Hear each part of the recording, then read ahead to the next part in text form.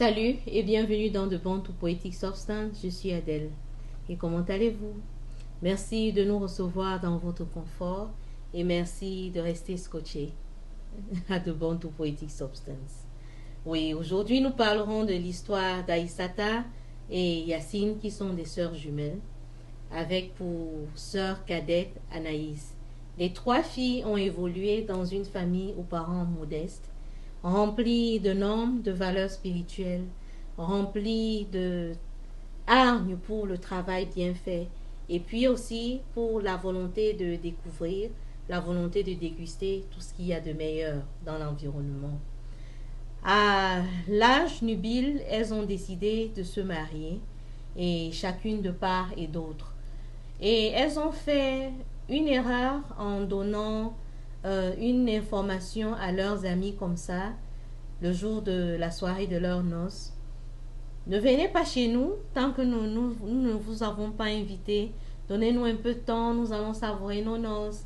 Et puis, ça pourra prendre peut-être 5 ans, peut-être 7 ans, avant qu'on puisse se revoir, le temps qu'on puisse macérer correctement. Et dans la vie de couple, vous savez, tout est nouveau pour nous. Les amis et les connaissances ont tempéré, les parents aussi.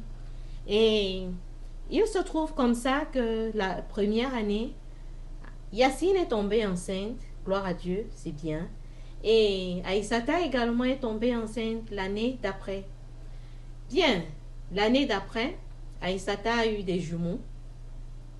Et un jour, son mari s'est retrouvé en train de la bastonner copieusement.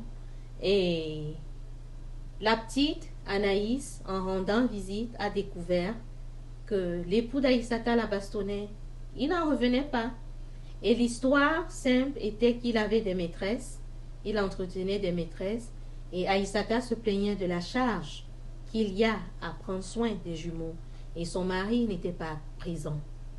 Bien, Yacine, de son côté, elle avait engendré, mais avec beaucoup de complications. Et ces complications l'ont conduite à avoir une fistule anale, qui est une simple complication qui permet aux organes de communiquer de manière anormale, dont les selles et les urines sortent par la voie vaginale parce qu'elle avait été déchirée entièrement. Et Yacine n'allait plus au travail parce que tout pouvait arriver à tout moment. Elle pouvait déféquer sur elle sans s'en rendre compte. Et ça puait, ça mettait beaucoup de gens mal à l'aise. Son mari, à son tour, l'avait abandonnée et Anaïs a reporté tout cela à ses parents. Les parents ont invité leur gendre et leur fille à venir chez eux. Et Anaïs a dit à ses parents, si ce problème n'est pas résolu, je ne pense pas que je me marierai un jour. Parce que ça ne vaut pas la peine. Et pour arranger la situation, les parents qui avaient adopté également leurs gendres comme leurs enfants, les ont appelés les démissionnaires. Chez les Bantous, quand un papa vous parle, ça veut dire que vous avez commis une infamie. Mais quand un papa et une maman vous parlent en même temps, vous êtes l'opprobre de la société. Et alors, ils ont appelé leur gendre, les démissionnaires. Allons découvrir. Le démissionnaire. À toi, bonhomme, j'ai légué mon amour. Amour issu du tréfonds de mon cœur. Cœur que tu brises au quotidien. Quotidien truffé de peines inexplicables. À toi, mon gendre, j'ai offert une épouse. Épouse que tu maltraites et railles. Railleries qui me parviennent du dehors. Dehors hostile et farouche. À toi, jeune papa, ma fille a engendré une progéniture. Progéniture à qui tu feins de transmettre ta vision. Vision sans laquelle le peuple périt. Peuple périssant faute de connaissance. À toi, époux, j'ai donné mon corps. Corps offert pour ton plaisir. Plaisir que tu dénigres avec tes maîtresses. Maîtresse, copine, deuxième bureau, et que sais-je. À tes pieds, mon leader, je pose les doléances de tes enfants. Enfants que tu as relégués au second rang. Rang premier accordé à la perversion.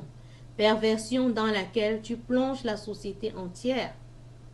À toi, vaillant héros, j'appelle à la restitution. Restitution de tes droits et devoirs. Devoir d'être le chef de la famille.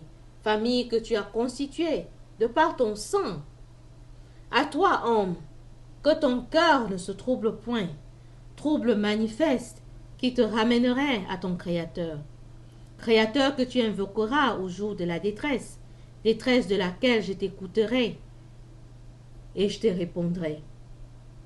À toi, géniteur, je restituerai ton statut et honneur, honneur acquis si tu marches selon mes voies, voies par lesquelles je t'instruirai, toi et ta maison, maison que j'envisage être ton havre de paix.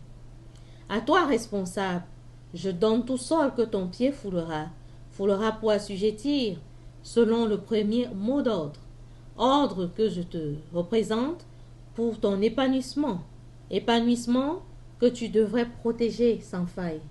Alors, êtes-vous déjà tombé dans une situation où un papa et une maman vous appellent les deux à la fois? Merci de nous partager cela en commentaire.